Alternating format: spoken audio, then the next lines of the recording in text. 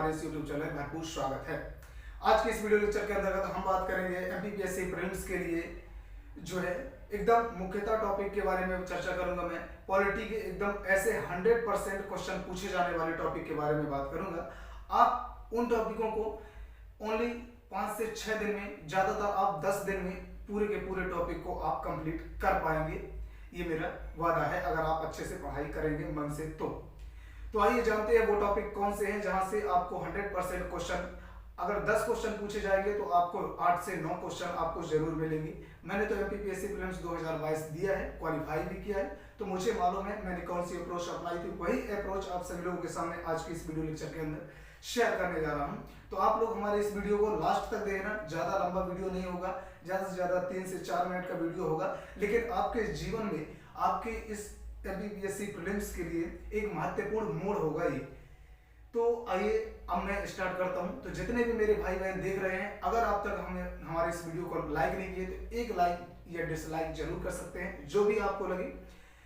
और हमारे चैनल को सब्सक्राइब कर लीजिएगा लास्ट में, अगर आप लोगों को हमारा ये मेहनत पसंद आए, ताकि इसी तरीके की वीडियो आप सभी लोगों को आगे भी मिलते रहेंगे। तो आइए मैं स्टार्ट करता हूं।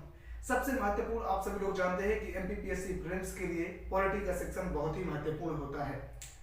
जैसे कि आप सभी लोग जानते हैं कि पॉलिटी के अंतर्गत सबसे पहला टॉपिक ही दिया हुआ है भारत शासन अधिनियम 1919 और भारत शासन अधिनियम 1935। ये दो टॉपिक ऐसे हैं जहां से आप लोगों को 1 या 2 प्रश्न 100% गारंटी के साथ लिख कर ले लीजिए।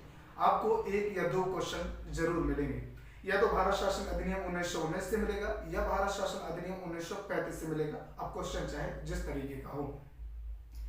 तो यहां से आपको याद रखना है 1 से 2 नंबर, यहां से कम 1 नंबर तो आएगा ही।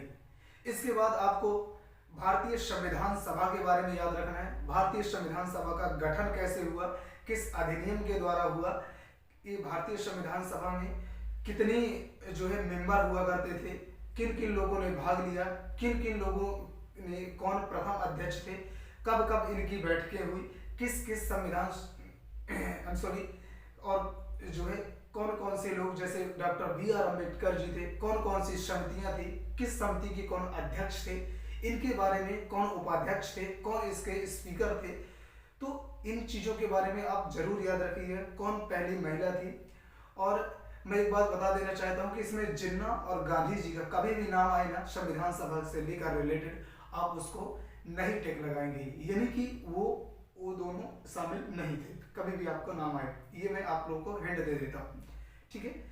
इस टॉपिक से आपको मैं गारंटी के साथ कहता हूँ 2 क्वेश्चन तो मिलेंगे, ज्यादा से ज्यादा 3 मिल सकते हैं, ठीक है। इन 2 टॉपिक हो गए। इसके बाद हम चर्चा करते हैं, और हाँ, समितियों के बारे में डॉक्टर बी.आर. अम्बेडकर के कुछ जो है विचार हैं, उन्होंने क्या कहा संविधान सभा के बारे में, और भी वल्लभ भाई पटेल, सरदार वल्लभ भाई पटेल जी के बारे में, और भी जितने लोग, डॉक्टर राजेंद्र प्रसाद जी के बारे में, किन्होंने संविधान सभा को क्या बताया, उनकी आत्मा बताया किसी ने, ऐसा इनके बारे में जरूर क्वेश्चन आते हैं। फिर इसके बारे में हम चर्चा करते हैं, आगे बढ़ते हैं। तो और आगे अगर बढ़ते हैं तो इसके अंतर्गत जो है, अब जब हम आगे बढ़ते हैं तो इसके अंतर्गत अब आपको जो है 12 अनुसूचियों के बारे में, 12 अनुसूचियां, जैसा कि आप सभी लोग जानते हैं कि हमारा संविधान जो है विश्व का सबसे बड़ा लोकतांत्रिक देश है, और लोकतांत्रिक देश के अंदर ही हमारा देश के सबसे बड़ा संविधान है, लिखित संविधान। तो यहाँ पर हमारे संविधान में जो है 22 भाग, 12 अनुसूचियां और 395 आर्टिकल हैं, अनुच्छेद हैं। तो आपको सबसे पहले इन 12 अनुसूचियों को एकदम रट लेना है, यहाँ से एक क्वेश्चन आपको जरूर मिलेगा। तो 12 अनुसूचियां जैसे मैं याद रखता हूँ, देखिए मैं कैसे बार बार रिवीजन करने से हो जाता है आपको, मुझे तो 395 के 95 आर्टिकल भी याद है। तो आप लोगों को अनुसूचियां याद रखती हैं, जैसा मैं बताने वाला। देखिए जैसे पहली अनुसूची में क्या दिया गया है, तो पहली अनुसूची में जो है संघ और उसके राज्य क्षेत्र के नाम दिए गए हैं।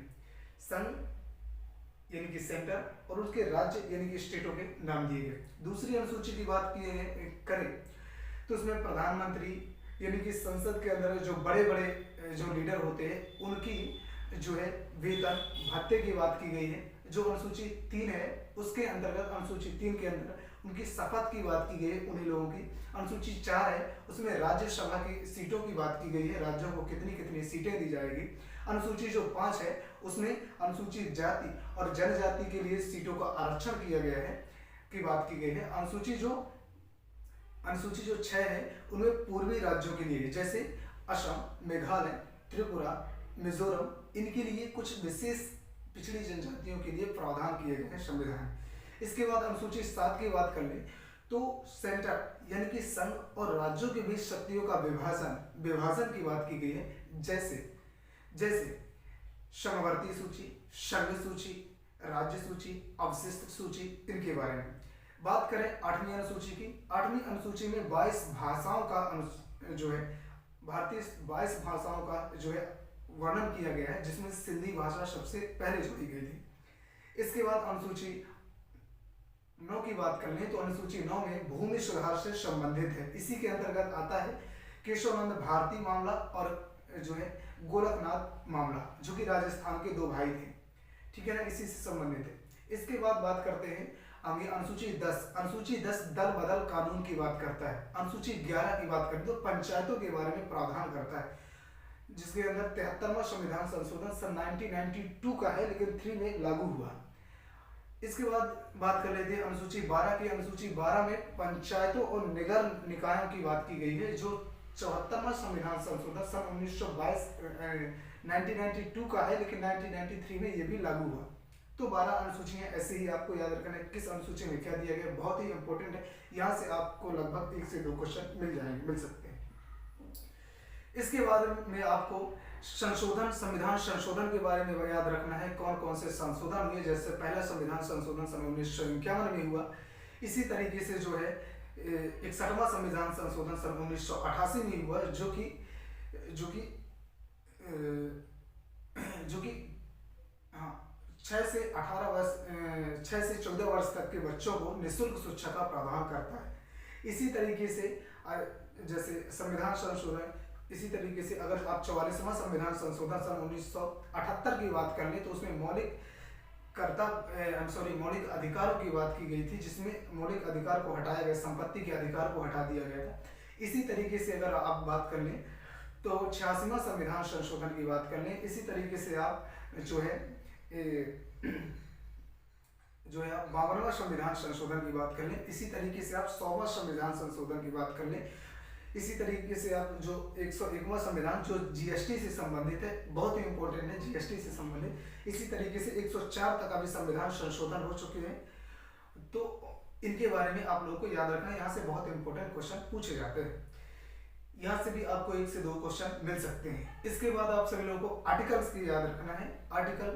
आर्टिकल यानी अनुच्छेद के बारे में। अनुच्छेद 1 भाग 1 में आप सभी लोग जानते हैं 1 से लेकर 4 तक अनुच्छेद है, जिसमें पहले अनुच्छेद में जो है संघ और राज्यों के राज्य क्षेत्र के बारे में दिया गया है। दूसरा जो अनुच्छेद है, इसी तरीके से जो दूसरा अनुच्छेद है उसमें जो है भारत के विदेशी राज्य से किसी राज्य की सीमावर्ती राज्यों या क्षेत्रों को किसी को मिलाना हो भारत में, तो उसके बारे में चर्चा की गई है। इसी तरीके से अगर अनुच्छेद 3 की बात कर ले तो अगर भारत के आंतरिक राज्यों का बंटवारा करना हो या उसके नाम को चेंज करना हो तो तीसरे अनुच्छेद में। इसी तरीके से अगर चौथे अनुच्छेद की बात कर ले भाग 1 के, तो इसके अंतर्गत कहा गया है कि जो अनुच्छेद 2 है और अनुच्छेद 3, इसमें आर्टिकल 368 जिसके अंदर संविधान संशोधन की बात की गई है, वो इस पर लागू नहीं होगा।